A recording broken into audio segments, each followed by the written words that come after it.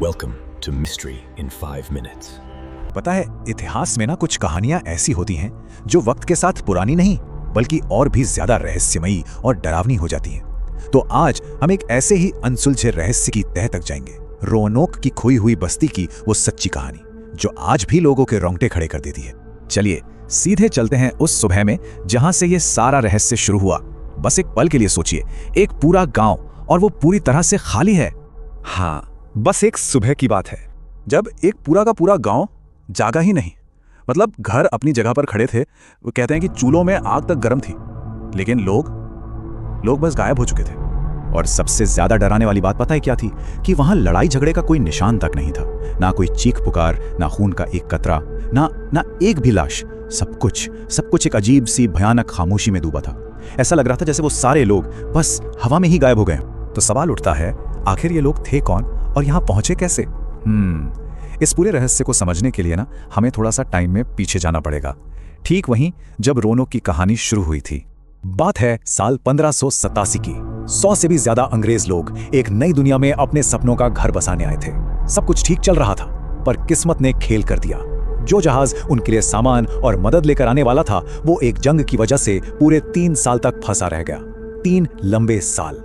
और सोचिए, जब 1590 में वो जहाज आखिरकार वापस किनारे पर पहुंचा तो वहां उनका स्वागत करने के लिए कोई नहीं था। किसी अपने का चेहरा नहीं, बस एक डरावना सन्नाटा।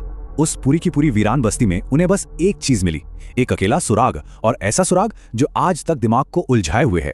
और उन्होंने जो देखा वो आज भी बड़े बड़े इतिहासकारों को हैरान कर देता है। देखिए, पूरा गांव खाली था, लेकिन घर एकदम सही सलामत खड़े थे। वहां ना तो कोई कब्र खोदी गई थी, ना ही किसी लड़ाई का कोई निशान था। मतलब ऐसा लग रहा था जैसे सारे लोग बस शांति से उठे और कहीं चले गए। लेकिन वो अपने पीछे एक चीज जरूर छोड़ गए थे। एक पेड़ के तने पर एक शब्द खुदा हुआ था, क्रोएटवान।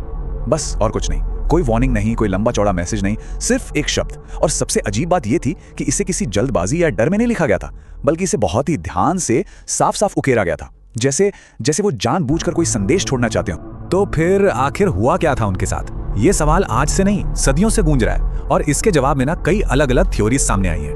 और ज्यादातर थियरीज का सेंटर है यही एक शब्द, क्रोएटवान। पता है क्यों? क्योंकि इसके 2 मतलब थे। ये पास के एक आइलैंड का नाम भी था, और साथ ही वहां रहने वाली एक लोकल नेटिव अमेरिकन ट्राइब का भी नाम था।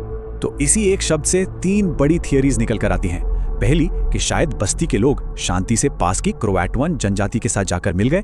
दूसरी, कि शायद किसी भयानक बीमारी ने चुपचाप पूरी आबादी को खत्म कर दिया। या फिर तीसरी, कि कोई ऐसी घटना हुई, कुछ ऐसा हुआ जिसने पूरे गांव को एक साथ फौरन वहां से जाने पर मजबूर कर दिया। और वो घटना क्या थी, इसका हम अंदाजा भी नहीं लगा सकते। लेकिन ये सब बस थ्योरीज हैं। इन सब के बावजूद असली सच क्या है, वो आज भी इतिहास के पन्नों में कहीं खोया हुआ है। ये एक ऐसा रहस्य है, एक ऐसा सवाल जिसका कोई पक्का जवाब किसी के पास नहीं है। सोचिए, इतिहास में बड़े बड़े युद्ध हुए हैं, नरसंहार हुए हैं, लेकिन एक पूरा का पूरा गांव इतनी सफाई से गायब हो जाए, ये कैसे हो सकता है? बिना किसी लड़ाई के, बिना कोई सुराग छोड़े। आज रोanoke बस एक नाम बनकर रह गया है, एक जगह जहां ना तो वो लोग हैं और ना ही कोई जवाब। बस वो एक शब्द है जो आज भी हवा में गूंजता है और एक ही सवाल पूछता है, अगर वो लोग मरे नहीं तो आखिर गए कहां? Comment the next mystery you want to know.